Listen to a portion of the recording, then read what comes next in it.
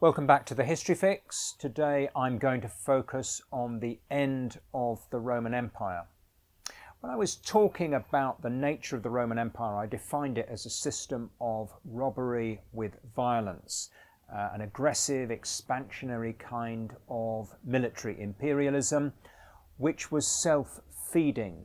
Self-feeding in the sense that the hauls of booty and slaves and tribute and so on pouring into the system enabled the system to build armies and maintain armies for the next leap forwards. What was also happening, of course, as new territories were created, is that people were being brought within the borders of the Roman Empire. They were gradually being Romanized, then given the citizenship, then becoming available to augment the manpower of the Roman imperial army. So it was a self-feeding process of military expansion. What I also said was that it reached natural limits because it depended on having a reasonably prosperous peasant agriculture as its basis, so that when the Roman Empire reached the limit of the plough, the limit of cultivated land, when the Roman Empire's frontiers came to rest on the wilderness of mountain, of forest, of desert, that turned out to be the limit of Roman imperial expansion.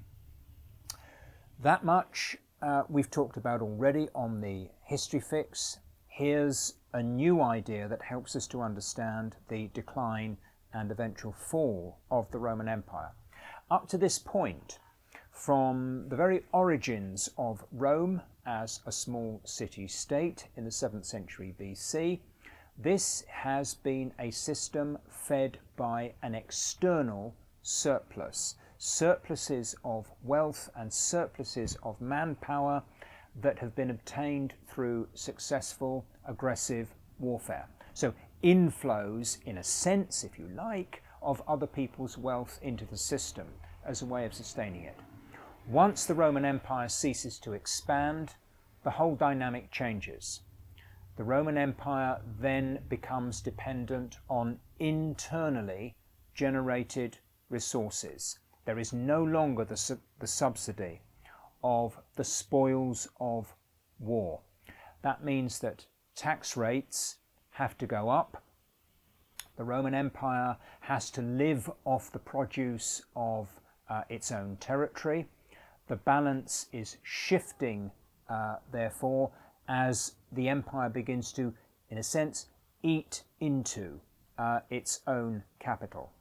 And if we look at what the ancient historians are telling us and the ancient historical documents are implying, what seems to be happening in the 3rd, the 4th, the 5th centuries AD is that the over-taxation of the empire is on the one hand meeting with increasing resistance, and on the other is leading to a lot of land becoming non-viable, land becoming marginal because farmers can't make a reasonable living, that land going out of use. A lot of the references in the sources are to land which used to be cultivated but is no longer cultivated, villages which have been abandoned by the farmers who used to live there, reducing the Roman tax base.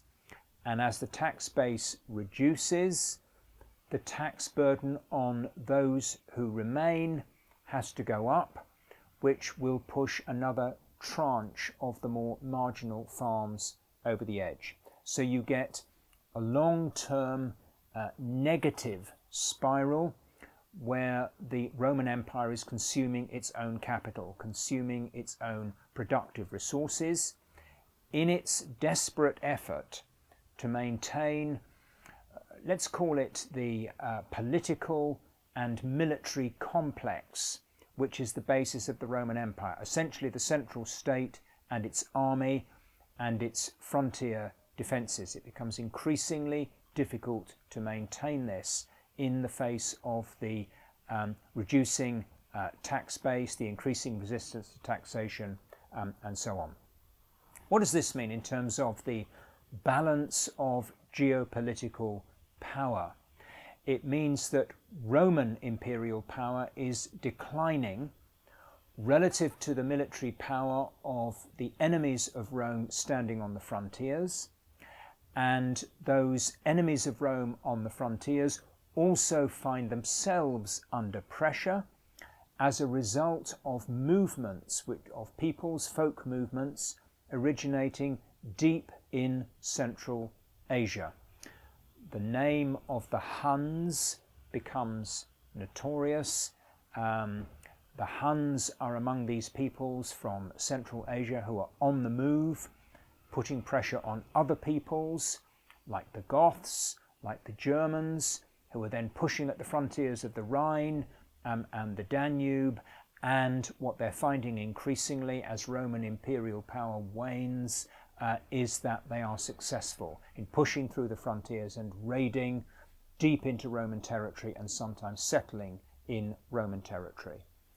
This becomes a crisis of imperial collapse beginning in the late 4th century, and the pressures building up on the Roman Empire at the end of that century cause it to split into two halves, a Western Roman Empire and an Eastern Roman Empire. We know the Eastern Roman Empire, incidentally, as the Byzantine Empire. The Byzantine Empire survives for another 1,000 years after the collapse of the Roman Empire in the West.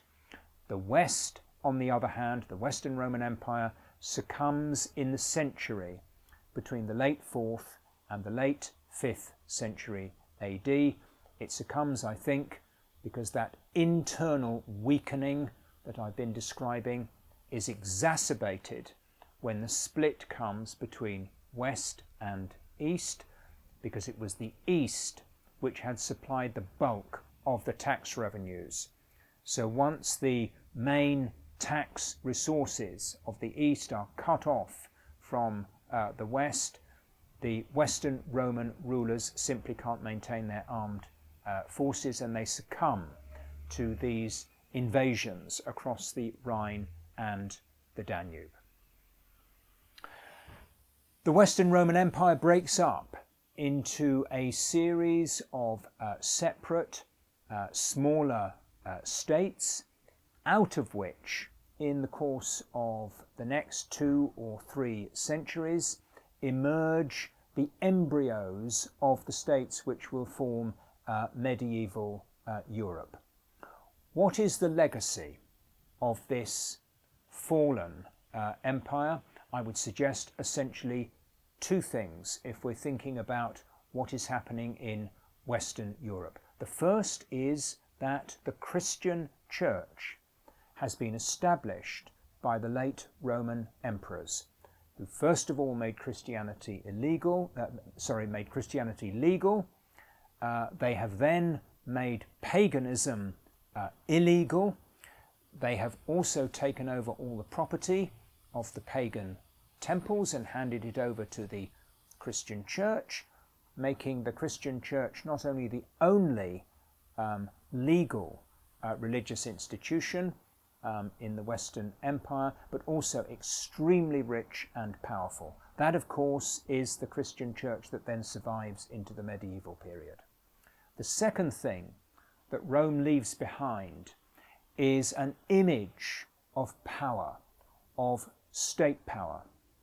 And when great medieval rulers emerge, like Charlemagne, Charles the Great, who becomes the ruler of a huge empire spanning much of Europe in the years around AD 800, and he has himself crowned in that year as the Holy Roman Emperor. In other words, he is dressing up as a Roman emperor. He's adopting the form of power which has been inherited from the Roman Empire. Power and religion, the two great legacies of the Roman Empire, which are central to the formation of the medieval world, which we're going to be talking about next on the History Fix. We are facing the greatest crisis in the history of humanity. Capitalism is driving us towards climate catastrophe. To understand how we got here and how we get out of it, we really need to understand human history. What we're trying to do here at the History Fix is to give us the understanding of the past that we need to equip us to fight for a better future. If you like what we're doing, please share and subscribe, and also contribute to our Patreon page. Thanks very much.